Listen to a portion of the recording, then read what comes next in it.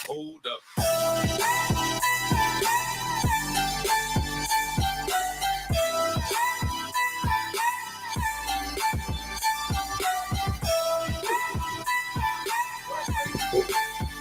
Wrong mic there. What a crazy day we have here on the block as Nebraska's got some new conference opponents to worry about moving into the future, and their California conference opponents, USC and UCLA, set to join the Big Ten. The shocking news came across earlier today. It isn't finalized quite yet, but it's about 90% done, and it's leaving everybody else in college football scrambling. I'm Jake Bachman. He is a Husker Hall of Famer, longtime NBA vet, Eric Strickland, and we are on the block. We're here with you every weekday from 4 to 6. Strick, what was your kind of initial reaction when you saw the news that UCLA and USC could join the Big Ten, traditionally a Midwestern conference? Bro, listen, I almost fell out of my chair because, I mean, I think typically the way that most people have usually thought about conference, you know what I mean? The conference alignments and so forth and so on. You can see that they've kind of started to be expanded a little bit outside. They used to be very regional dominated, very coastal dominated, very central dominated, so forth and so on, very southern, Midwestern dominated. And a lot of that had to do with travel, obviously, right?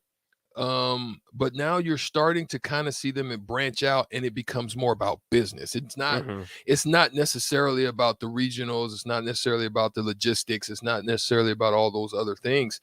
It's become about business. And one of the dynamics that is coming up is that, you know, Big Ten is about to approach a new deal that's, you know, in the billions potentially. Yeah. That negotiation could actually change dramatically if, you know, you're getting a USC with what they've got going, and just the Los Angeles television just market, that whole market, yeah. Right? It changes the dynamics of that, and in that negotiation, I can understand UCLA wanting to get involved because now it puts them in a place to be able to even recruit better, to land more people. I don't even know if UCLA's got more money than dang USC.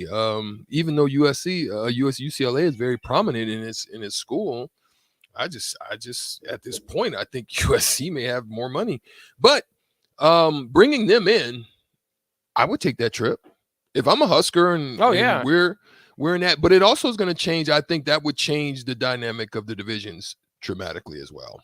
You have to go 3-5-5 because it just wouldn't. I don't seem that would work in a division setting with me anymore. Well, and not unless you add one into each division. It's very strange. I don't know what they're going to do as far as, because the 3-5-5 model is an 8 game model, right? You're playing 8 games where traditionally teams have been playing 9. I shouldn't say traditionally. So then you can just go 4-5-5, right? Or 4-6-6.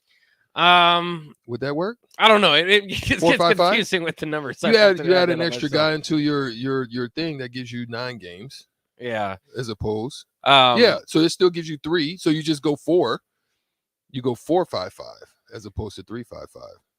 Right? Yeah, but then the total there is 14 teams, and there's 16 teams in the conference. So I think it makes it a little bit more confusing. Shoot. I'm not really sure. It would. So there we'd have to figure out another model with that because it wouldn't work that way then. Well, and that's the interesting part about this too, is if this continues, and the whole question is what's happening, because it seems to be, you know, if it's just this on its own, then it's like, okay, then the Big Ten matched the SEC's big move. And there's clearly the Big Ten and the SEC were already the best conferences, and they continue to be.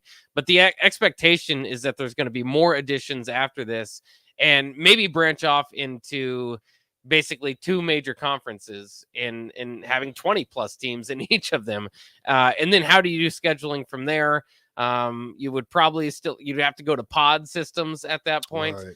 And just basically play like in the NFL, do kind of an AFC East type of deal, or whatever Nebraska would be. And it's interesting too, because if you don't add more teams in the Big Ten, and maybe it's not every year, maybe, you know, USC and UCLA get here by 2024, but you don't add Oregon and Washington or whoever else they're going to target until 2026. But for those few years, Nebraska is the westernmost team in the Big Ten footprint as of now before USC and UCLA. So if you did break up into pods, it would make sense. Although geographically, you can kind of throw it out because it doesn't make a whole lot of sense in anyway. But they're the westernly most teams. So would they be in the same pod or division as USC and UCLA? You would think so.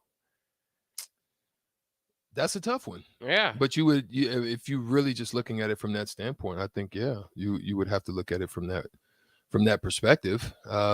It would be interesting to see how it would be divided up. But obviously, the pod, I still think it would have made sense for the Colorado to come back into the fold towards this way. For Colorado and, I think even if you're going to break up the 12, I think you really do try to go crazy. I mean, right now the SEC is just gobbling up everything, right? Yeah. I think you go crazy and you basically do something. You throw 4 teams in at this point and just make it a crazy arms race. Yes. Yeah. Right. So you nab 2 of the, top blue blood programs out of the Pac-12, nab a couple Big 12 since SEC did.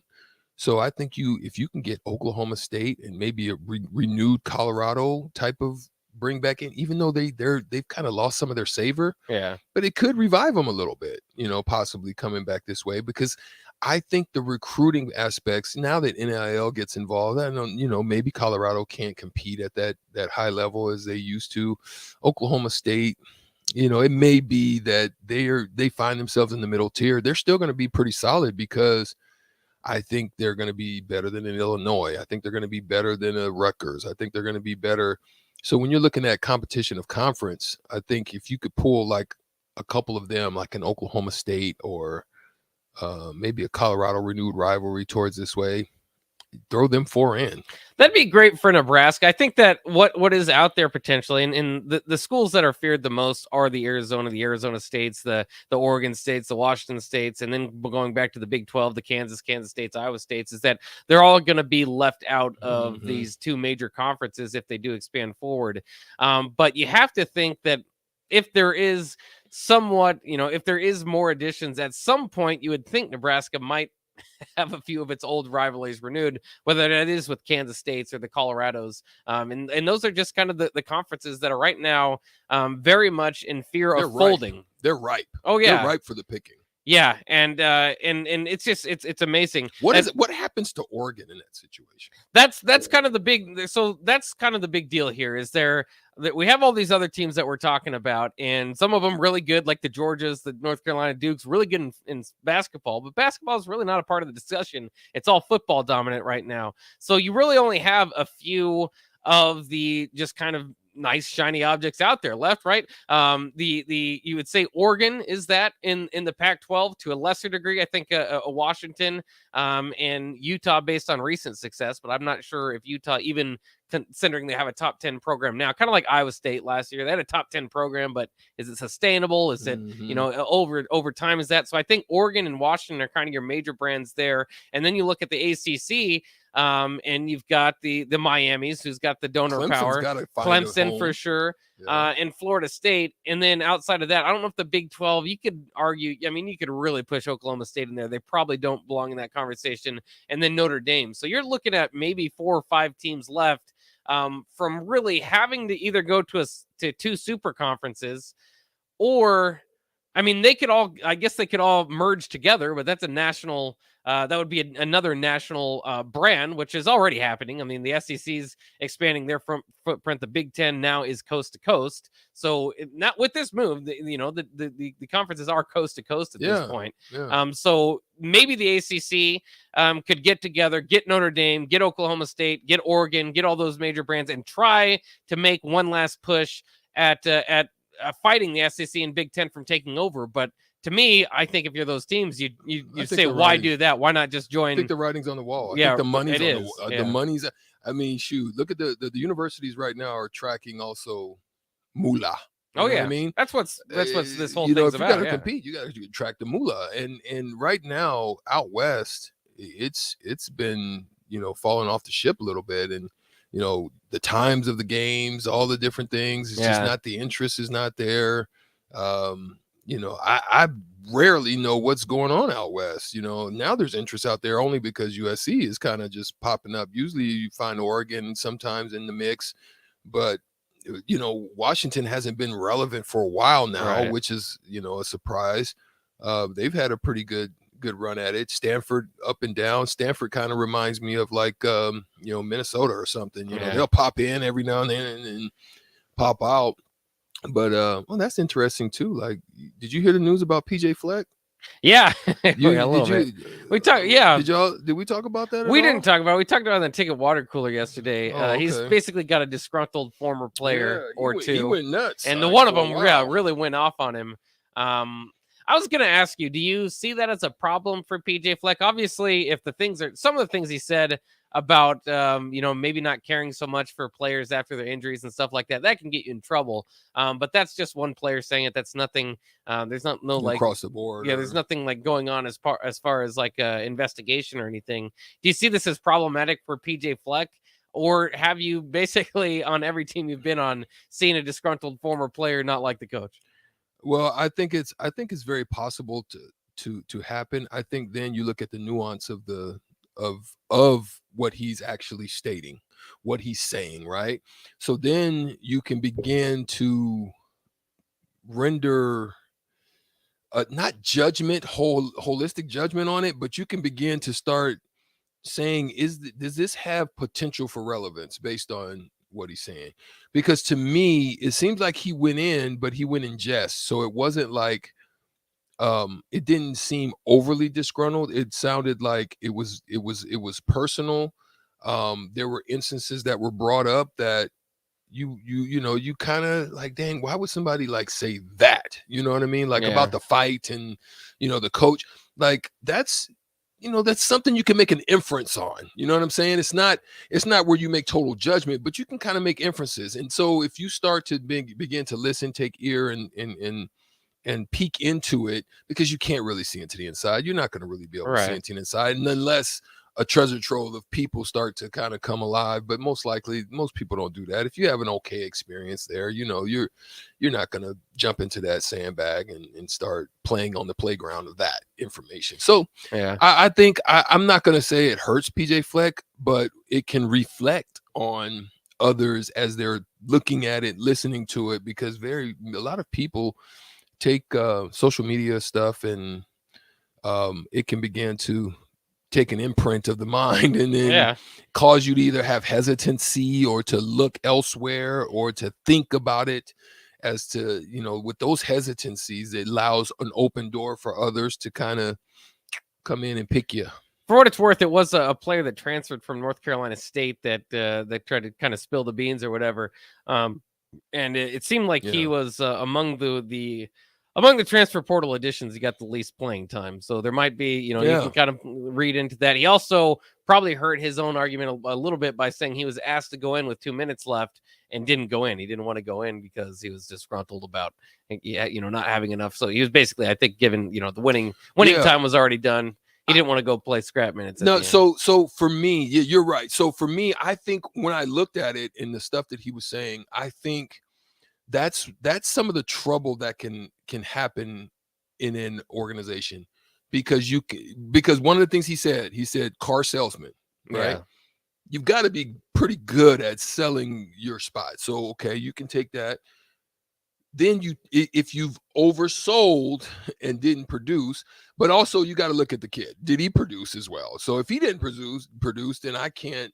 But what he said is that the ones that this is what kind of gave me a little ear to it, is he said the ones that weren't performing, that the coaches were telling me about or wanting to replace me with or to bring me in to compete against, wasn't given the same accountabilities that others, and in that form allowed them to continue to disrespect them and continue to act a certain way, but yet still have deference as far as playing time. So I started looking at that, and I remember So I'm not saying he's telling the truth, but I remember situations like that. For me, I actually had to go to I'll tell it. Terry Porter was my coach in Milwaukee. There was nobody on that team that was just outplaying me or dominating or anything like that. Mm-hmm. And what I noticed is that there would be opportunities where things got to flowing. I could get hot, and he would pull me, or stuff was looking ugly and there would be no opportunity. You understand? And so I literally had to go to him and say, hey, Terry, listen, what is it do you have anything against me? Is there something that I did? Is there something I need to work on? Is there something I need to do better?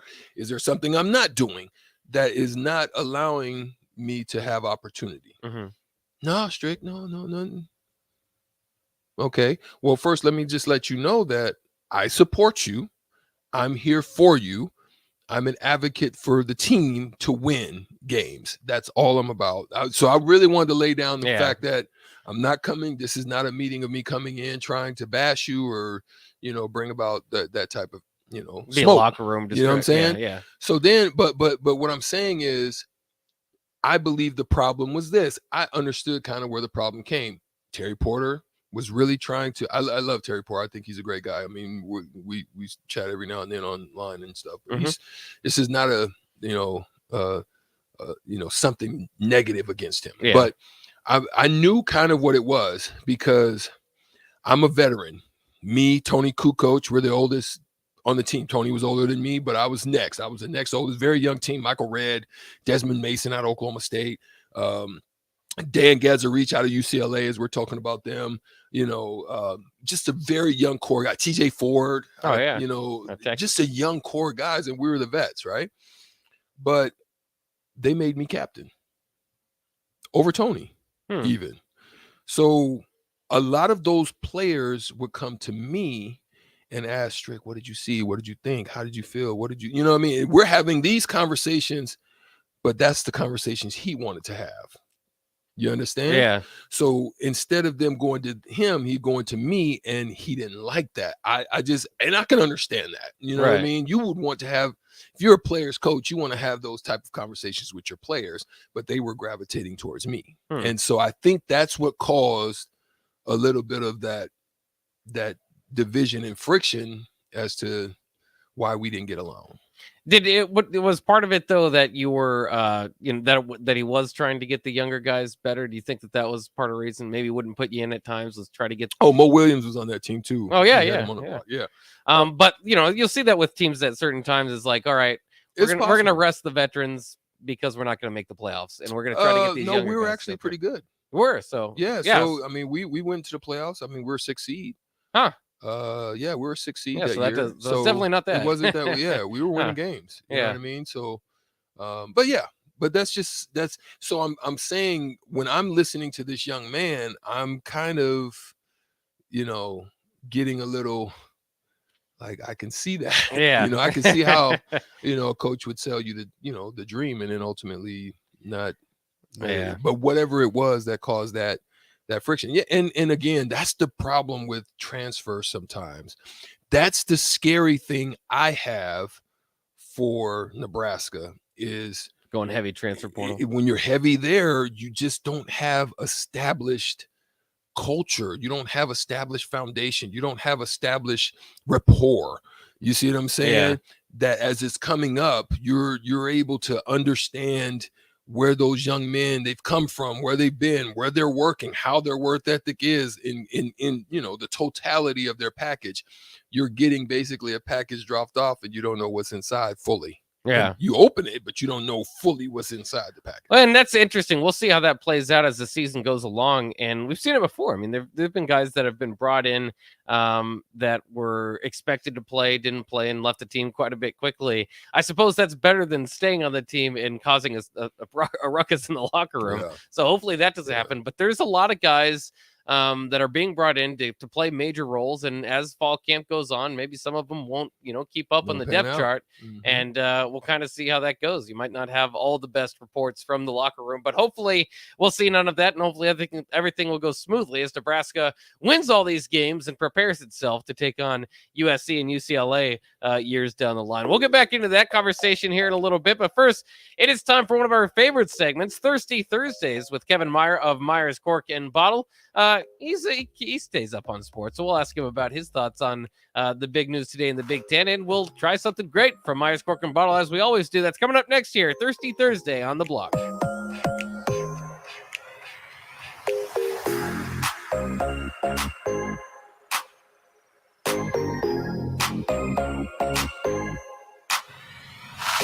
There's nothing quite like the Mercado by Certified Piedmontese beef. The Mercado offers unique ingredients you can't find anywhere else, open every day from 8 a.m. to 8 p.m. The full-service butcher shop and retail store is wonderful for meat lovers with their exclusive Certified Piedmontese beef and assorted sausages, plus other quality meats, including pork, chicken, and a wide range of the freshest seafood. Plus, every Friday from 11 to 2, the Mercado serves up the best lunch in town on their Friday Feast menu. Stop in at the Mercado today at 84th and Havelock or visit their website at cpmercado.com to see current deals. Springtime is here, and it's time to get to work on outdoor projects. Deck City is a great place to start as Lincoln's local source for everything decks. Deck City has everything you need to build the deck of your dreams. From treated lumber to Westbury aluminum railings and TimberTech composite decking. Call them today to schedule an appointment at 402-480-6671. Go online at deckcityne.com or visit their new location just north of 33rd and Cornhusker Highway. 93.7 The Ticket, Fox, KFXL Weather. Brought to you by Bryant Air Conditioning, Heating, Electrical, and Plumbing. Your first alert weather forecast tonight, showers and storms likely overnight. None expected to be severe. Overnight lows 68. Mostly sunny, scattered storms Friday, much cooler. Highs right around 82. I'm NTV Chief Forecaster Kent Boughton for 93.7 The Ticket and theticketfm.com. When you're high, you feel different. You think different, you talk different, you draw different, you listen to music different, but you probably knew that. Problem is, you also drive different, and not in a good way. That's why driving high is illegal everywhere. So if you're high, just don't drive. Make a plan to get a sober ride. Because if you feel different, you drive different. Brought to you by NHTSA and the Ad Council. Why wait until Friday to start your weekend? Go ahead, start right now. You're thirsty now, and 93.7 The Ticket is here to help you stock up. Just in time for the weekend when I like to hit the clubs. Time to broaden your horizons and try some new wine and beer. It's Thirsty Thursday with Kevin Meyer from Meyer's Cork and Bottle. Hey, pop, That's a pop. good one. Pop. That's what happens when you do it on the ticket. Thirsty Thursday on the block. You hear a lot of pop, pop. That's Bottles right. cracking. But yeah, we got cans going off. We're ready here on Thirsty Thursday we with pop Kevin bottles Meyer. on the block. We pop bottles and hang out with models. That's right. Well, Kevin, no, were you Kevin's a model at married. one time? Kevin's married. He's Oh, yeah. married. Oh, yeah. So we can. You know, back in the day, Well, I Bach, too. actually did get asked Shout to out do to a Lady Bakovic. tuxedo model, like a live runway thing for a tuxedo place. Oh, one you time. did that? I did. Oh, you are a model. It was super embarrassing. Yeah. Did you have to like stare forward or? Yeah, and you had to like walk out like, like Get all the like pause. and Kevin. do the pause and the turn and turn around and go back. It was Kevin. it was like Kevin was like, listen, let me tell you what Kevin was like. You ready? Because we always have truth on the block. Kevin was like Zoolander. Tell the truth. Oh, yeah, there you go. You was doing the Blue steel. I was a blonde Zoolander. Yeah, Yeah. I was a blonde dude. Yeah. Yeah, Blonde Did you get Zoolander. paid for that? I did in fact. Oh, see, you are a professional model. Then. Well, That's how no, it goes. no, it was a one shot. Well, if you get paid for it. Nate's trying to jump in Nate, here Nate, mid-conversation. boy, mid-conversation. Nate's in here Roachy jumping in. dog. Nate the skate. Roachy dog Nate. As we hear on Thirsty Thursdays with Kevin Meyer of Meyer's Cork and Bottle. Salud. Kevin, you ready to travel out to Los Angeles Yeah, in the coming years? yeah. I've been several times. Never to a football game out there, but I've been out to Disneyland And I had at one time had some relatives that lived in Simi Valley and went out there a couple of different times. And I like California. It's a pretty good time. I wouldn't want to live there, but it's fun to visit. Yeah, a lot to do as far as wine out there too. So Man, A little bit. Make a You little got to trip go out up of north that, a little too. bit. I Yeah. lived in Cali, and Dr. Dre told me what it was like. He said, "Women, weed, and weather." Well, there you go. I don't know. I mean, I've never experienced that, but That's that's what he right. told me it was Uh-huh. like. Is that, I mean, up in the mountains somewhere, I guess it's going on down there. And Humboldt- wine. I think it's Humboldt women, County. wine, and weather. There it is. Yeah. Women, wine, we'll and go weather. with That's that. what I meant to say. Well, weed is legal in California. Oh so yeah, yeah. There's that women, too. wine, weed, and weather. Yeah. Yes. The Why 4 not? W's of life. That's what they say. That's what he told me. Maybe it was a lie, but I don't I know. don't think Do it Cali they was, say that about our trips to Minnesota as well, or no? They don't. Really No, say they that. don't say that. What do they say about Denver these days? Well, I think that one of Weather those there? W's is definitely in there. Altitude, Altitude. yeah. Altitude. mile high and more than one way. I like it. What are we looking to sip on here today? wild. Kevin? We're wild We're today. trying to rein it back It's in. hot a on the little bit. block. Yeah. I'm sweating over here. What are we starting out? We're starting out with our wine. today. Yeah, this is my favorite summer wine that I've tried this year. It's called Jolie, and it is a Pinot Gris semi-sparkling wine from Oregon. Oh, And so the Oregon Trail. Oregon Trail, the Pinot Gris actually is the same thing as Pinot Grigio, is what they call it in Italy. But when it's domestic, it's just GRIS, and then the S is silent, so just Pinot Gris. And it actually grows on the vine red, but it makes a white wine because they don't allow the skins to macerate after the crush. And then this one, they actually undergo a small secondary fermentation, which infuses a little CO2 in there. So it's very, very lightly effervescent, super clean, kind of a chuggable white wine. And to me, like for a super hot weather wine like we've been having these last couple of days, this is perfect. Just easy to drink and clean and not bone dry, not sweet either, just kind of nice in the sweet spot. It doesn't taste too, maybe this isn't the right word, whiny, like it's a little bit sparkling. It tastes not like a seltzer, but not really like a wine. And I nice. get like some real pronounced like kind of some apple notes in there.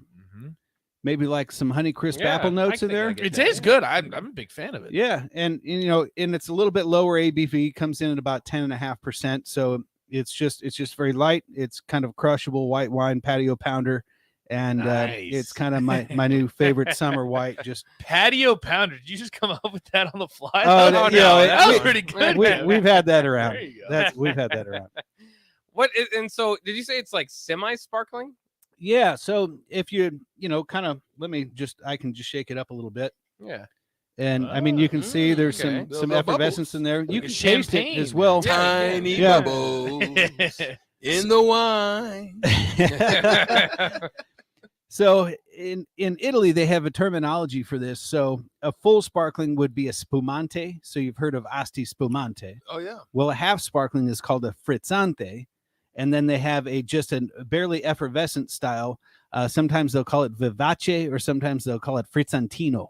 And that's just that very light, effervescent, sort of very, very tiny bubbles, just enough to put a little zip on the tongue, a little pop, pop. There you go. Little pop, pop. There you guys go. And it's and all it is carbon dioxide. So there's a couple of different ways you can infuse carbon dioxide into a wine. Number one is the traditional method, or what they call method champenois, where there's a little bit of what they call dosage, which is essentially a little bit of sugar and some wine mixed together. They add it after fermentation is complete, and then they put the cap on there, and it creates a secondary fermentation that gets trapped into the wine. And that is the CO2. There's another method called Charmat method, where essentially they can inject it with CO2. The first way is kind of considered the artisan's way. The second way is kind of considered the cheater's way. Huh. Do you see the sparkling or half sparkling even? I can't say the words that you did. But do you see that very often in the wines that you buy? I don't think that we've had that. Not brought too in much. I Yeah. mean, a lot. Moscatos are pretty popular these days. Those are generally going to be pretty sweet. Usually ranging in that 7 to 8% alcohol range. And we'll have that sort of frizzante, semi-sparkling, but you don't see that really in other wines, especially dry ones. And that's what kind of makes this different and unique and sort of like I said, the wine of the summer, I think. Yeah, absolutely. I like the patio pounder thing as well. As Nice. Said. I love it. So what are we looking at for a bottle of that? These go for about $18. Okay, yeah, Yeah, well under worth it, under yeah. 20. Under Still. 20. That's Yep. what we're looking for. Yeah, well So, worth it. If you basically you can account for roughly 5-ounce servings in a bottle. So you're under $20. You're talking $4 a glass. There you go. That's definitely worth it. What are we looking at here for our next drink? Okay, we're gonna get weird again. So dill pickle sour beer. Whoa, Oh. pickle beer. Pickle beer. So Does we it did. taste like pickles? I don't know. Let's try it. I don't know. Have you tried it before? No, this first time. This is it. Oh, Okay. wow. So this is either gonna be trash. I was about to say, Kevin, I'll warn you. I don't really like pickles. Well- That's why I came running. I'm excited. I don't see Oh what yeah, it tastes definitely smells like It says pickles. made with sucker punch It pickle brine. smells like pickles. Dead. That is crazy, yeah. Yes, almost. This could be. Yeah. It smells like Oh like my pickles. goodness You almost had to hit the gracious. dump. Oh my! Did you taste it? I haven't tasted it, but I smell Oh, it. You yeah, smell you it, right? Because I don't really like pickles. I very like much. pickles. I'm gonna There enjoy you this. go. I like pickles. I on like my pickles. I don't hamburgers. know if I like Yeah. drinking pickled beer. Right. I don't like. Some people drink pickle juice. Have you seen that? That's crazy. I don't know. Well, how no, people it do helps that. you hydrate when you're cramping. From all Have the you salt. done it? Yeah. Yeah, I did it when I But played you said you football in high hate school. pickles. Well, I do, but I was cramping. I had to get back out on the field. Oh. Look at me. I look like an athlete. Come on. Wow. Okay, let me get it. Yeah, Okay. You guys- all right. Me bottoms up. I'm not Cheers, sure how guys. well this is going to blend in my belly, but it's actually Wow, it's got that sour pickly. There's Yeah. definitely very pickly It's taste. very Oh pickly. man. Ooh. Oh, mm. definitely tastes the dill. Oh, definitely man. tastes the Wow. sour. Oh man. You taste the dill and you taste the sour. You do. I don't know if this is a patio I powder. don't know if this. Yeah, this is. I don't know. You can drink more than like 2 of these. You can only drink this after you've already gotten lit. Like you can't. You You don't can't think drink about this it. to go and get lit. You got to drink. You got to already be ailed up and come in with the pickle juice for the hydration. I think this, See, it gets you hydrated. This- All right, don't. I don't know. fight This might that. put a guy over the edge. If you see me pulled over in my white pickup on the way home, don't say anything.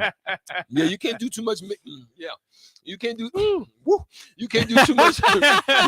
It's funny because a lot of No the mixing with that, bro. No mix. Oh, Don't my come in with tequila and try to do that. yeah. Well, a lot Don't of do the, that. the Chaser. beers or the liquors they have like a tint of whatever they're putting into it, right? So you can barely taste the raspberry or Oh, whatever they throw goodness. into it. This is predominantly pickle. Yeah, this is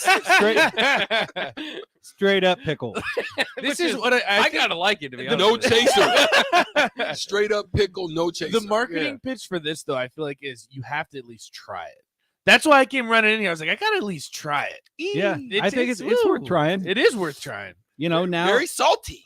now I Yeah. just need to bring in a cheeseburger beer, and then Yes. Yeah, there we go. That goes You good you together. have to eat you would have to eat a burger with that. Oh yeah. Like there's no way you cannot have burger with some nice fries and drink the pickly beer. I think that would actually work. It would work. You know what else Yeah. might work? That would work. You ever done like you've heard of red beer, right? Mhm. Beer and tomato juice. Well, I like the jalapeno beers with the with Bloody Mary mix, so it's like a kicked up red beer, so it's spicy. Oh yeah. Well, you could do a Bloody Mary mix with this sour pickle beer and do a pickle spicy red beer, and that would work. Isn't I there a think- I think chaser you're right. called a pickleback? Pickleback. Yeah, yeah, just use this instead. yeah. So Don't you have to use pickle juice? Like what would you do a pickleback with? Vodka usually. Is it I, isn't it? I vodka? think that's what you do a shot of something, and then you have a You pickleback take chaser. pickleback. Or maybe whiskey. Yeah, it's Just use this. You But would it's need pickle that. juice, That would, yeah. that would This absolutely would, it tastes, kill it. Yeah, no, because it tastes like it. Kill it. It Ooh, would kill man. whatever it is you're shooting. That's killing it.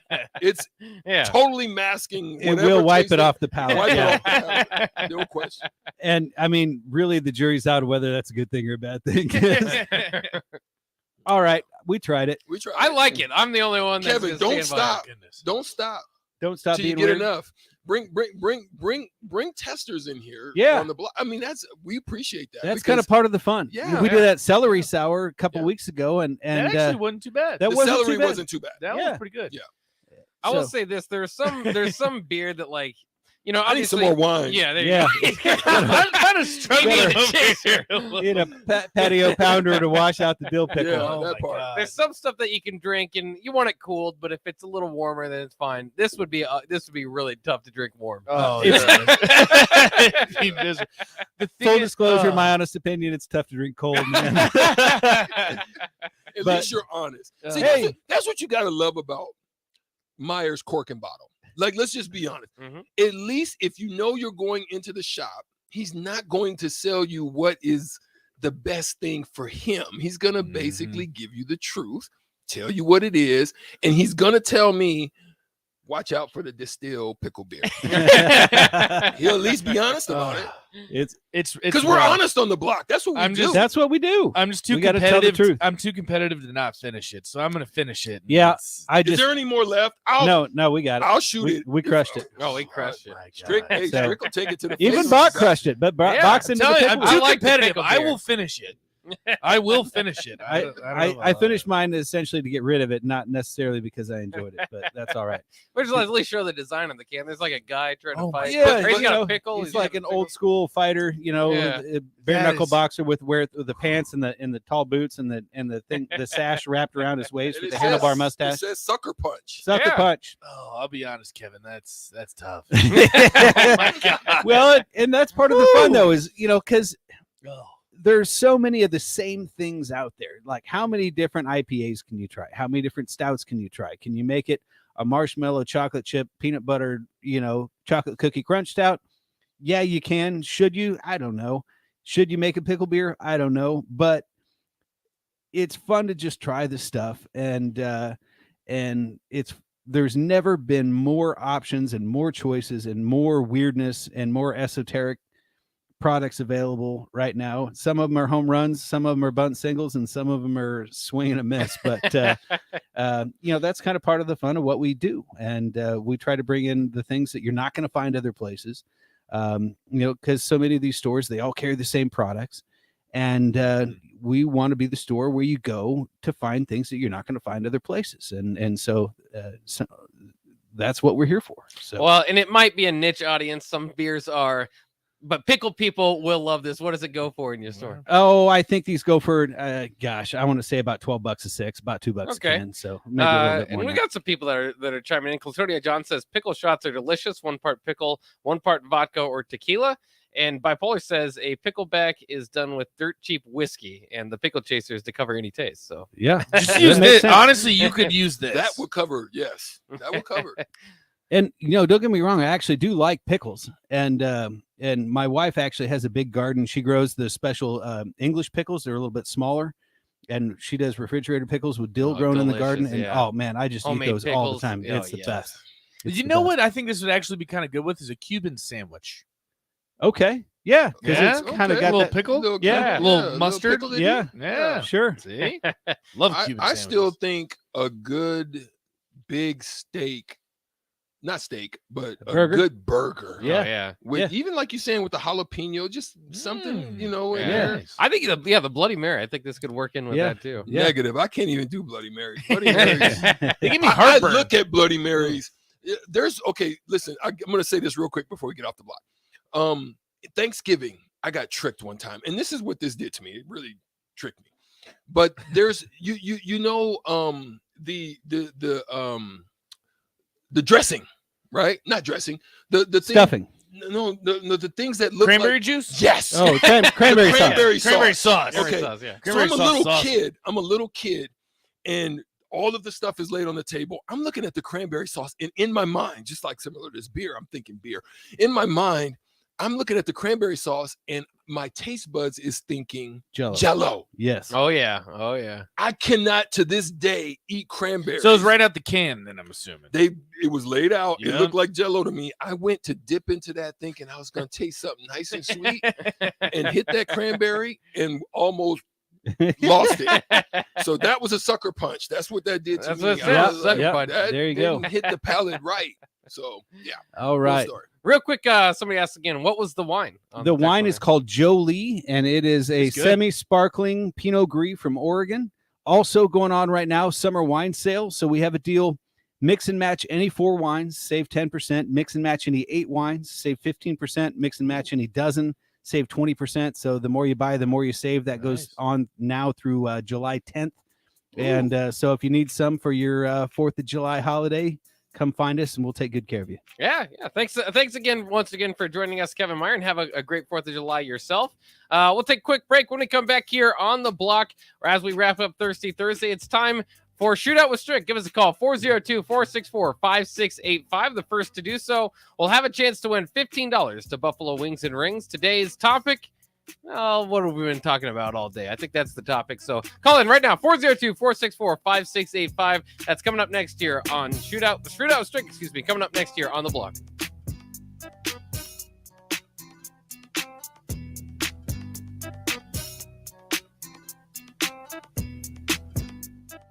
My computer was a dinosaur, and our TV, well, let's just say it was definitely time for an upgrade. But finding a way wasn't so simple.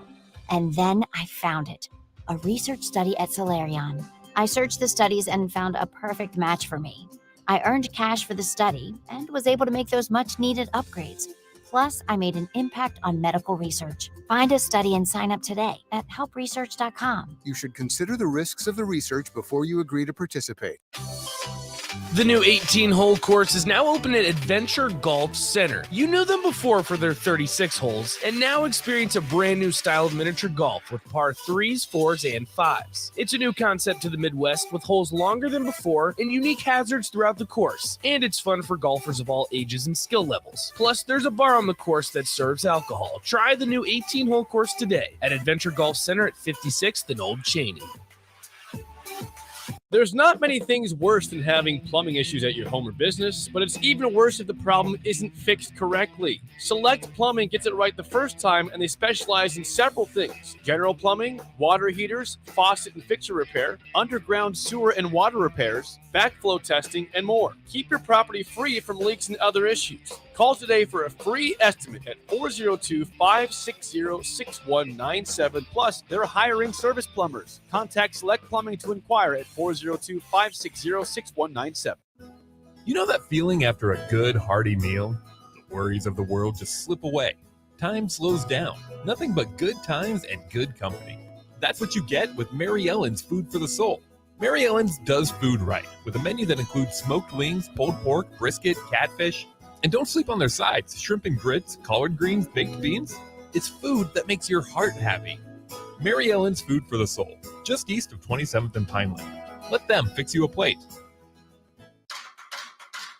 Football season will be here before you know it, and you can get ahead of everyone else with the first annual Evening with the Huskers event at Tavern 180 and Tanner's Bar and Grill. Join 93.7 The Ticket and Husker Online's Sean Callahan for an evening with current Nebraska football players and surprise guests as they preview the season ahead. Enjoy cocktail hour and a delicious Wagyu steak dinner, as well as an open bar for the duration of the event, all for just $199 per person. Click the logo for the event at theticketfm.com to sign up. Don't delay, this will fill up fast. Don't miss your chance to meet and greet with Husker football players at Tanner's Bar and Grill and Tavern 180 in Lincoln at 30th and Yankee Hill. Sign up today at theticketfm.com using the Evening with the Huskers banner. It's an evening with the Huskers to preview the 2022 Nebraska football season at Tavern 180 and Tanner's Bar and Grill at 30th and Yankee Hill. Presented by Husker Online and 93.7 The Ticket.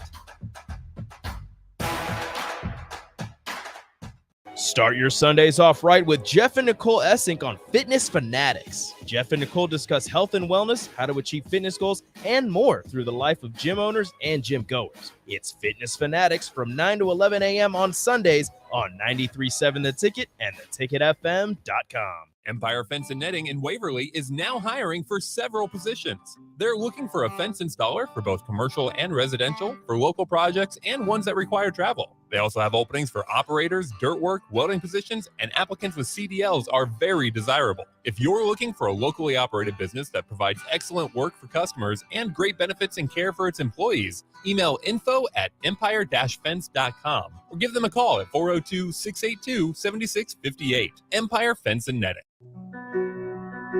Victor deployed for the first time to Afghanistan in 2003. At 4 a.m, my phone rang. They said, "I regret to inform you that your husband was wounded in action. Victor sustained a moderate traumatic brain injury. I was doing school full-time, and I was also then caring for Victor. One of the most important elements of caregiving is taking care of yourself. I just didn't want to forget that I also had goals and that I also had a life. What I did is I challenged Victor to meet me halfway. There are almost 6 million military and veteran caregivers across the nation. We have our own journey, and we can fulfill that journey at the same time that we are helping our loved one. Visit aarp.org/caregiving for a free military veterans guide to navigate your caregiving journey and better care for your loved one and yourself. Brought to you by AARP and the Ad Council. It's time to play Shootout with Strick. Call now, 464-5685, to take your shot against Eric Strickland. Shootout with Strick. Brought to you by Buffalo Wings and Rings. Time to play the game! It is time for a Shootout with Strick here on the block. Your chance to win $15 to Buffalo Wings and Rings. All you have to do is beat a former NBA player in a shootout. It's as simple as that. But luckily for you, we're not on the basketball court. We are actually, it's just trivia. So that will help out quite a bit. We have Braden on the Honda of Lincoln hotline. Braden, how are you doing? Pretty good. How you doing, gentlemen? Oh, not too bad. We're just kind of going through a pretty hectic day. You got any thoughts about UCLA and USC joining the Big Ten? I don't know. We couldn't get rid of Lincoln Riley against us, I guess. So yeah, I guess we'll see him again. We'll see Lincoln Riley again someday. That is the topic today on today's show. And the topic of the shootout today is UCLA and USC. So first we'll get Strick. We'll get your score, and then we can see if Braden can top it. And we'll start here in just a few seconds. Are you ready? Let's get it. All right, we'll go in 3, Let's get it. 2, and 1. This number 5 was retired in honor of what player? Jerry Robinson or Kenny Easley for UCLA? Robinson. It's actually Easley. This UCLA quarterback finished 3rd in Heisman voting in 1988. Troy Aikman or Trent Dilfer? Dilfer. It was actually Aikman. He's the only guy, the only UCLA player to win the Heisman. Gary Beeman or Maurice Jones-Drew? Beeman. That's correct. Coach Tommy Prothrow used to bring what to every game? Briefcase or rabbit's foot? Rabbit's foot. It's actually a briefcase. And UCLA began playing here in 1982. Where did they play? 3, 2, 1. Ow! The Rose Bowl. The Rose Bowl is where they play. It was the pickle freaking beer. It's the pickle beer that got to you. So I think you got 1 point there. That's horrible, bro. Yeah, that's not very good. Thirsty Thursday always does it to me. Well, and you got the UCLA questions, and Braden's going to get the USC questions. So see, you know what? I'm more of this. Yeah, you're more of a fight-on guy. Freaking Boxster, bro. I figured make it a little bit more difficult to give you some UCLA I know he's going to know all these, too. All right, Braden, are you ready? I guess. Let's do it. All right, we'll go in 3, 2, and 1. Who is USC's first Heisman winner? O.J. Simpson's or Mike Garrett? Mike Garrett. That's correct. Who is USC's career leader in passing yards? Carson Palmer or Matt Barkley? Palmer. It's actually Matt Barkley. Who is USC's career leader in rushing yards? Charles White or Anthony Davis? Charles White. That is correct. What number did Reggie Bush wear at USC? 25 or 5? 25? He actually wore number 5. And who is the most recent Trojan quarterback to win the Heisman? No. Matt Leinart? I don't know. That is correct, actually. So you didn't even need that. Let's go. Yeah, you already had the win in the hand. But either way, you beat Strick pretty badly today. It's a giveaway for the with chicken. USC knowledge there. So congratulations on your win, and fight on, I suppose, Braden, as you got the win there. And you deserve a shout out here. So we better get boom nakalaka. So we gotta get Stone Cold out of here. Give me a hell yeah! I said, give me a hell yeah! So thanks as always to Stone Cold for jumping in the studio with us to say that. But once again, congratulations, Braden. And as always, you get your chance to either talk trash to Strick or take the high road on your way to $15 to Buffalo Wings and Rings. Nah, if I had UCLA, I would have lost. I didn't know any of those. So again, I feel the same way. See, I played for the people. Braden, congratulations, man. I appreciate you, bro. Thanks, man. All right, there he goes. Braden is $15 worth of chicken, Richard, which is better than anything else. I know he just played Stone Cold there. Are you familiar with the with Logan Paul and the Paul brothers, Strick?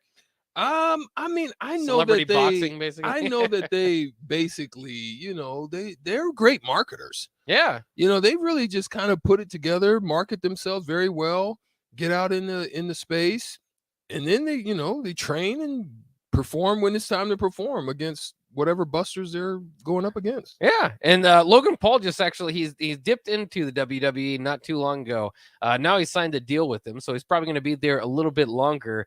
Was Logan Paul a draw for you? I know you went to the WWE Raw with me a few weeks ago. Would you be excited to see Logan Paul? I mean, listen, when you think about wrestling, right? It's like, he's handsome. Mm-hmm. You know what I'm saying? Not that I'm into men, but yeah, it's okay. He's handsome. He has a look, appeal. He's good shape, enough. Yeah. athletic. I think right now they don't have a Bret Michaels or Ric Flair type of guy. So he kind of is one of those guys that could kind of fit in that mold and find his way into being something like that if it was, because when you think about it, I think even The Rock, he's not he don't seem like he has that. He's just kind of has a little appeal to him, right? John Cena and the likes of them don't, they're charismatic and they appeal to the people. Yeah. But Logan Paul kind of has another thing that can appeal to a different set of people. Yeah, it's a different group. Basically, You know what I mean? YouTube generation. You know what I mean? So I think I can understand the marketing aspect of why they would want to bring him in, the way that, the script that they would write for him, how, he could use what he has in order to be a prominent piece. It's very possible. Yeah, something to look at. Yeah, it's interesting as they go out there. I'm always drawn in when they get like a Ronda Rousey or a Brock Lesnar. That kind of entertains me is the super UFC athlete, which they did. They also grabbed a UFC fighter. I don't know if it's a UFC mixed martial arts fighter that was 4-1. And then went to like a WWE event and then just decided I'd rather do that instead. And of course, it's a little bit safer. You don't actually have to worry about losing the fight or that. But I mean, you can still get pretty injured in there. It's the jumping off of okay, I saw the people you'd have to be on Instagram or something like that to see this. But I see them trying to create these little backyard type backyard stages, wrestling. You know what I mean? And I saw this one guy, obviously they're very technical in the way that they do things on, they are very bouncy. They have good give to them. You know what I mean? And this one guy jumps off of the top ropes thinking he's about to do something big. And both of his knees collapsed. Oof. So just think of your knees are being straight. And they both went back this way. Oh man! And backyard wrestling. Listen, they say don't do this at home for a reason. Oh yeah, you know what I mean. And listen, I admire those guys. It's the jumping. There's certain ways that you've got to jump off the ropes and jump off from the ropes to the floor. Yeah. You've got to be trained for that stuff. And the way that you land on somebody and the way that you allow that pressure to hit you and sometimes they do get hurt, but yeah, it's just it's part of that process. I don't think Stricky can take the hurt. You never thought once about being a wrestler? Never once. Fair enough. You had the athleticism for it, but that's about all. So we'll take a quick break here on the ticket. When we come back, we'll continue our discussion about UCLA and USC joining the Big Ten, the major ramifications that has in college football, and kind of what it means for Nebraska. Also, a few other topics to bring up, including talking about primetime Deion Sanders out there as well. Also, Sean Callahan of Husker Online will join us in the next hour. So all that coming up next in the next hour on the block on 93.7 The Ticket.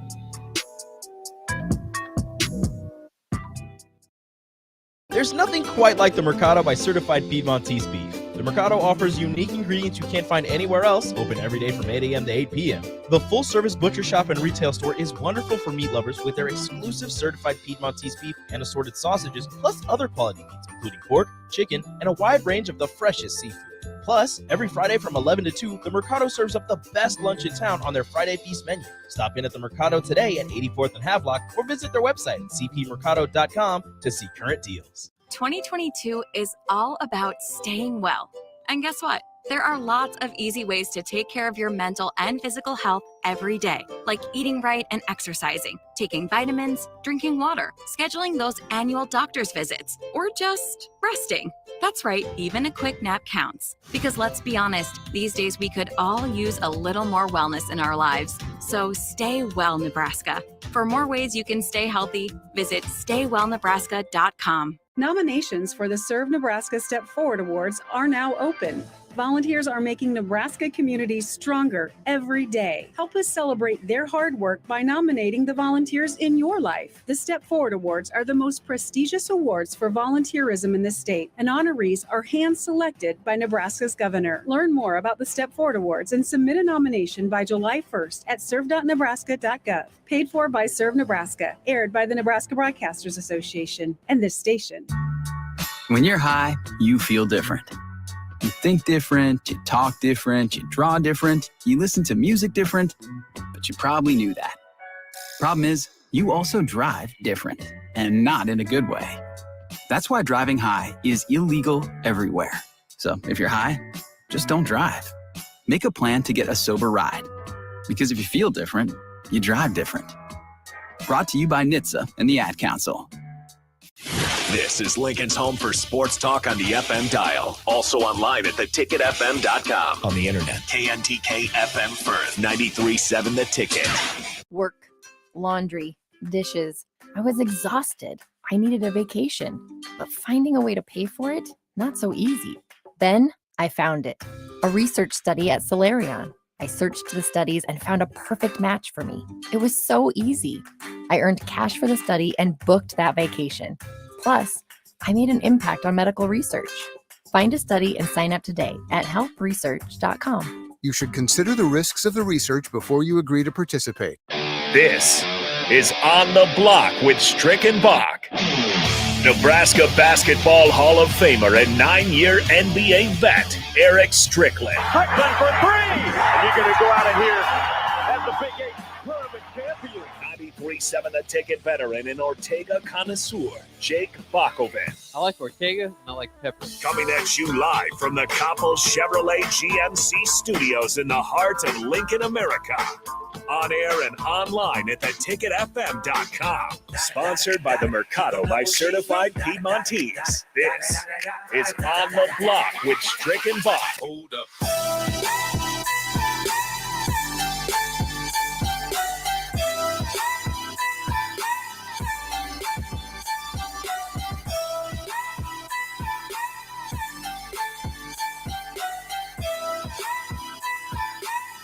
Yay, yay! We're back on the block once again. 93.7 The Ticket, theticketfm.com. He's Strick and my partner, Jake Bakoven. We are here on Thirsty Thursday. Had a wonderful time with Kevin Meyer of Kevin Meyer's Cork and Bottle. But it's actually Meyer's Cork and Bottle. Yeah. But, you know, Kevin is the Don of of Meyer's Cork and Bottle. So we obviously reference his name. Pickle juice beer. That was interesting. Yeah, very interesting. It didn't hit the palate very sensually and tastefully, but it was just predominantly pickle. That's what I was surprised about. Usually when you get a, kind of a splash of something in there, but he left us this. Oh, there you go. Which helped tremendously in dissolving the pickle. You needed a chaser. I needed something to back that up. But yeah, man, great show so far. A lot of stuff happening right now. Some interesting stuff happening in possibly 2024 in the Big Ten. Still don't have all the details of it. We've been talking about it throughout many of the shows today. We're going to continue in that. But something popped up today for me that drew a little bit of my interest. It's not from today. It's actually, I think, happened over the weekend. But it was stated by Sean, who's had many names: Diddy Love, Puffy Comb, Shuffy, Pat P. I don't know how many names he's probably had, but he threw something out there. And I'm not going to necessarily talk about the specifics of why he did it and what his thoughts was on it. He shot it over to Howard. Obviously, he went to Howard University and had graduated with a business degree there, and became a music mogul and working with, I think, Uptown Records, and then ultimately started Bad Boy Records, which launched, it is my generation of music, which launched, Biggie and a lot of great artists to come out of there with Total and 112. So he did a wonderful job in that. Faith Evans, great groups there. But he stated this last time when he I think a Lifetime Achievement Award or something of that nature. I don't really, I'm not a big BT guy nowadays, but he threw out the fact that he's gonna throw Howard $1 million, and he's also gonna throw Deion $1 million, and for what he's doing down there for HBCUs, and my thoughts on that is this, and I want the Sutter Heyman text line to holler at me and shout me back on it at 402-464-5685.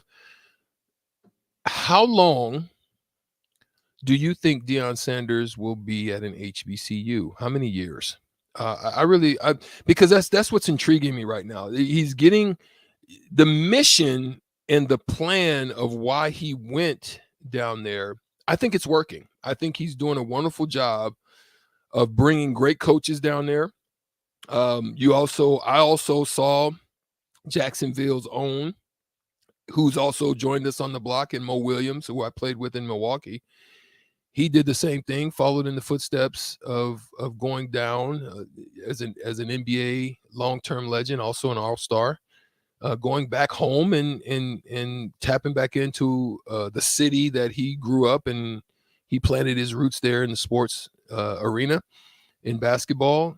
But I really want to know, how long do you think Deion, like, for example, if Florida State came calling, I mean, right now, I just don't think he would maybe take a Florida State job. The reason is I think that so many realignments are happening right now. No one knows kind of where it would land.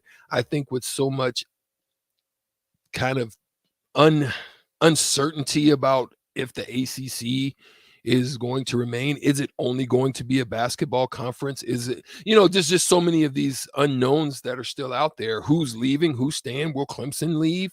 It would make sense for them to bounce, but if they want to try to remain relevant, I'm sure they would want to stay. But as they fall down the Power 5 lists of attractive conferences to get strength from their conference in winning games, you can see possibly some of those teams bouncing. I mean, obviously right now, Miami's starting to raise the bar again, get back. Florida State still, I think, behind the curve a little bit. I just don't think they have the money that Miami has. But I mean, that's his alma mater, and they might need a coach soon. Mike Norvell's on about as hot a seat as Scott Frost is. So yeah. So when you look at that, right, Bach, I want to toss it to you. I mean, do you think he stays the course in HBCU, or do you think the bag can entice anyone? I mean, does it come to a point where the bag, if the money is thrown and tossed out at a high level, that you just say, you know what, I love you, but I got to go? Well, and I think it's that and the challenge, right? I mean, if he ultimately is doing so well in the FCS, and you get a chance to move up level, it's not just the money. It's like that puts you in a whole different realm of coaching, which is the industry you're in. Resources that are available. Oh, to yeah. You, right? So I mean, it's it's interesting, because whatever, if he did leave, and I guess some would say that he maybe isn't completing his mission, is that he already has shined quite a light on it. He's already brought in a top recruit to Jackson State, and he's already done quite a bit for HBCUs moving forward, and kind of bringing more national attention to Jackson State and what they're doing down there. But for what it's worth, too, he's winning. I mean, he went to the conference title game last year, 15-5 in 2 years now at Jackson State. Obviously, one of those being the COVID year, which is why it was a shortened schedule. But I don't know. I think that it's interesting because you've got a few different ways to look at it. Because I still think Florida State. I mean, if you go to your alma mater, who's going to blame somebody for going to their alma mater to try to bring Florida State back to relevancy? I mean, that would be a huge mission in and of itself. And I would see it as still a success for what he was trying to do for Jackson State. I just don't know what the end goal is there, because they're an FCS program. So is it to bring is it to be so dominating at the FCS level that you get a call up to the FBS, because North Dakota State was that way and hasn't got the call up. Right. Teams do at times, and sometimes it has to do with less to do with what's going on the football field and more outside of it. And I don't know exactly what that is, but we see teams move from the FCS to the FBS at times. And so I think that if he's on the precipice or feels like he's getting closer to that, or if that is the goal, then I think he might stay there. But it would be hard to turn down the Florida State job. I don't care what you're doing. Right. If you're in coaching and Florida State comes calling, and especially they're your alma mater, they need you to Get try it turned around. Try to be the one that turns it around. That's similar like Scott Frost to turning down Nebraska. That would be difficult. I mean, I can understand that, because to be honest, like if Nebraska had called me or something, and to be just associated, connected to, tied to the program at some point, I would.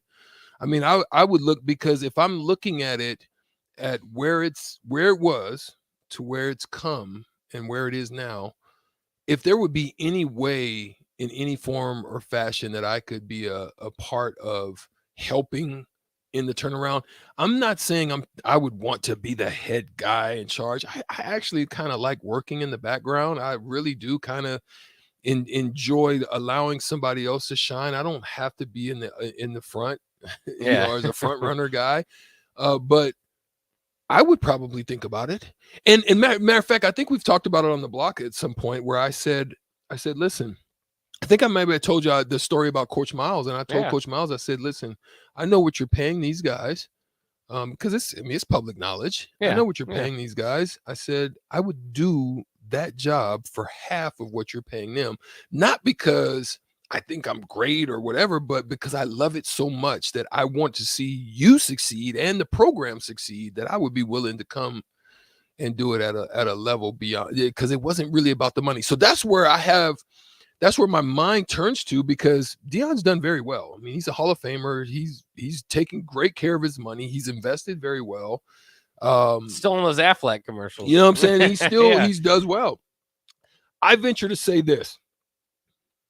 I think that he stays at a minimum until his youngest son graduates, maybe even his daughter, because his daughter's now gone to Mississippi State. And knowing what I know of Deion, he's a legacy guy, meaning he comes from the mode of making sure that your children and your children's children are also set up well. Yeah. And so, being that his daughter, I think I give him at least 4 more before he really, not unless it's maybe 3 and he feels he's got his daughter, 2 to 3 years maybe, where he feels he's got his daughter in a good place to where she can thrive, and he still kind of has a little touch on that. But I really do think you're looking at probably when his daughter leaves.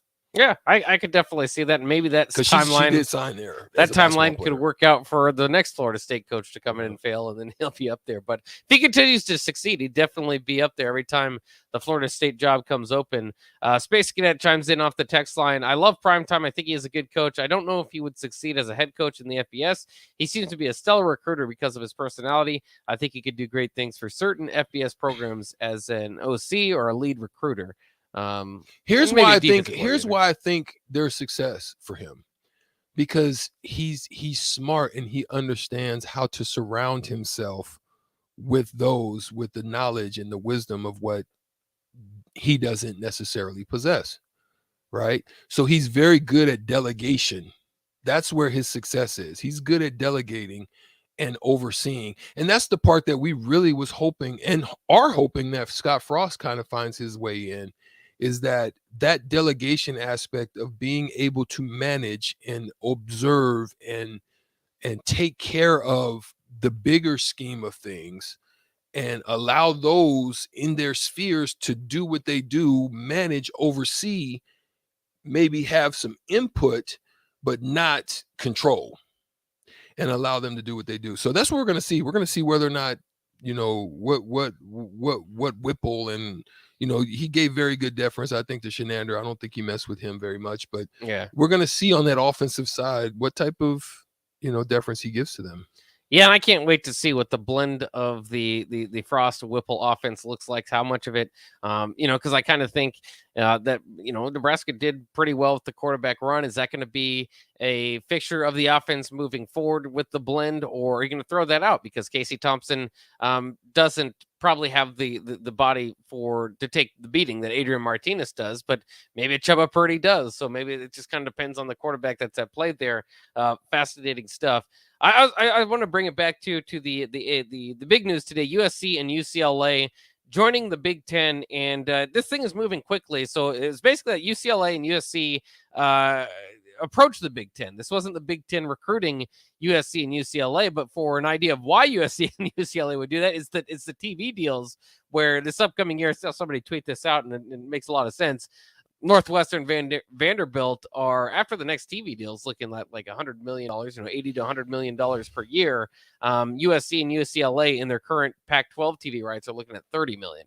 And obviously they're a much bigger brand, USC specifically, than the Northwesterns and the Vanderbilts of the world. So that's maybe primarily why this is happening. And obviously money and a fear of being left behind as these conferences grow. But this does certainly give you an idea that maybe the NCAA will be a part of this, the left behind, because they've talked about the Power Five breaking off creating from the their NCAA own, for their years. own power structure. Yeah. And it might look more like a Power Two is what all things are indicating. But the Big Ten presidents are set to vote tonight.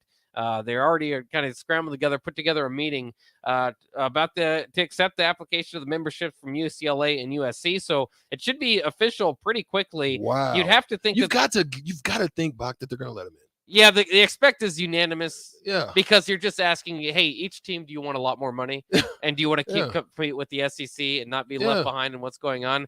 Yes, every team is going to want to do that. The other part of it is, I think Notre Dame's going to be the one that's going to be left out at the end of the day. But I'm sorry. Well, I don't think they'll be left out. I just don't think they're going to. I think they're going to be late to the party. They might be. I mean, they've got to be reading the tea leaves and thinking we've got to. The college football is changing for what it is. So the independence and the NBC contract and all that. It was great for decades, and it really did. I mean, it put them in their own category where, if you remember in the BCS, they had to win like 10 games to make it to a BCS bowl. Everybody else had to win their conference championship. For Notre Dame, it's just like, well, I'll just win 10 games. And there were plenty of teams that won 10 games and didn't get in there in the conference. So Notre Dame got blown out. Has found a way, to kind of make it work for them in the past. But there are people, Nicole Auerbach, specifically of The Athletic, tweeted out not too long ago today that she got off with the phone with somebody, one of her sources, who believes the Big Ten and the SEC are headed toward the mega conferences, which is kind of the speculation, I think, where it's headed. Because other than that, I mean, you just kind of have leftovers now of the Big 12 and the Pac-12. They could merge, but even if they do, they could make their own super conference, but it would be, you just don't have the name recognition. You don't have the care factor. You don't have anything that, to compete with the super conferences that are being formed in the SEC and in the Big Ten. And then on the opposite end of that, would the ACC have to, engulf some schools? And if they do, good on them. But where do they go? But the ACC, they could where would they go? Do you siphon off Vanderbilts and the well, nobody's leaving the SEC. Nobody's leaving the SEC, right? So you'd have to go again to, we've seen the Big 12 East take the UCF. Yeah, you'd have to take some more American teams. That's the problem, is there's no more additions outside of Notre Dame, which the ACC, maybe that's the key. Maybe they could get Notre Dame and kind of try to build up this third power conference. But I think it's almost inevitable that you're headed toward two power conferences. What happens with your TCUs and your Oklahoma States? Yeah. And your Colorados and what that's what I'm saying. Like, the only move you probably have in this situation is to try to emerge as a third tier conference. That's all that you these got. teams are left with. SMUs and the likes of conference, the Conference USA teams of Cincinnati. I just don't think. I think Cincinnati was an anomaly. They had an anomaly year. I just don't think now with NIL they have an opportunity that's gonna be able to compete. I think they were able to build something from that foundational parts that we talked about. Those foundational places to grow it up. They stay together. They fought in the trenches. They understood what they were trying to accomplish, and they ended up finding their way in. I just don't think they had the competitive aspects of them to be able to battle against the Michigans. And the few likes. teams do. I mean, to be fair, whether they're in a power conference or not. What happens to the Arizona States? Yeah. And the Arizonas. You know what I'm saying? And that's if there are going to be 2 super conferences, then there will still be some additions that still happen. Again, Nicole Auerbach believes that's about 20 or more teams. If you do 20, that's the Big Ten and the SEC with these additions now have 16 each. So that's only 4 more from the other teams. So I mean, if each of them grab Clemson and Florida State and Miami and Notre Dame, and then what other teams you want to throw out there, North Carolina and Pittsburgh and Arizona, Washington, then that still leaves out the Utahs, the Kansas States. Just numerous teams that are NC still kind of States. just everybody that's still left out. The ACC does the ACC stay basketball for only? Like the ACC, I think they would just have to say we're just a basketball conference, similar to the Big East, right? Yeah, I think they would have to do that. But no, I mean, if you're going to siphon off Clemson and you're going to siphon off some of those football teams, your Florida States and Miamis, then you maybe they then say we just are like a Big East. We're just like a ACC basketball conference, because you'll still have North Carolina, NC State, Duke. You'll still have those ones that don't really have those. Kentucky's now thriving over there, but yeah. So you go up and down that coast, Boston College and the likes of them. So you still could form a pretty good ACC basketball conference, similar to the Big East. I think Gonzaga is going to have to do something in basketball. I don't think they're going to be able to keep the prominence that they have by playing in the Western, athletic. Well, that's the sad thing about all this, though, is that basketball is an afterthought. In every other sport, for what it's worth, basketball is not alone. But this is all football. This is all a football movement. And that's why I think if they break away from the NCAA, they should also, college football has been, but it certainly is. And there's nothing that states it more than now. So you don't take volleyball. It's too big for all this. So you don't take volleyball and... right now they are. The UCLA and USC, the reports are they're taking everything except for sand volleyball. That's going to be powerful if they come into the Big Ten. Yeah, it means with their a lot volleyball for programs. baseball, for volleyball, for softball. Yeah. There's just a lot of different things that go there. But to me, you're I think that some of these non-revenue generating sports maybe are still best if they're playing regional conference type deals. Now they may be getting the money off of the football program, and so that allows them to get the money to travel and all that stuff for their other teams. And so maybe that's what's wrong with my theory. But to me, it's just like the NCAA is too big, or not the NCAA, because they're going to break off from the NCAA, I believe. But college football is just too big. It's almost its own. It's just going to be its own football league, and almost should be treated separately than the rest of the sports that are. So you're saying, so in essence, what you're saying is, outside of the football, the regular conferences should remain the same. Or I don't think they'll remain exactly the same, but find some sort of way to make it a little more regional. Because basketball basketball almost is going to have to follow, and it's already weird. Like the Big 12 was falling apart, yet they have the best teams, and the Big East doesn't have football teams, and they're one of the best basketball conferences. So all this movement around for football and creating just huge conferences, it's just going to make basketball it's just going to make it different, I suppose. But none of the decisions are made to make basketball better. So it's just going to be whatever football has put in place for basketball to move forward with, and that's all the sports.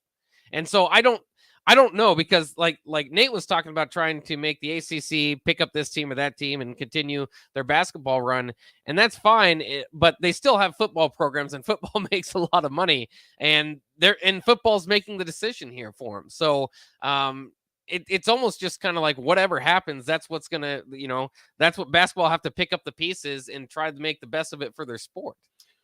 Yeah, it's an interesting topic. Sutter Heyman text line is open at 402-464-5685. Also, the Honda Lincoln hotline if you want to chime in to this wonderful discussion that we're having. But we got to take a break right now on the ticket, theticketfm.com. And we'll come back, and we'll see if we'll continue the discussion. If we got Sean Callahan coming up next. Sean Callahan is coming to join us. Husker Online. And so maybe we'll ask some of these and pose some of these questions to him as well. We'll be right back here on The Block right after these messages.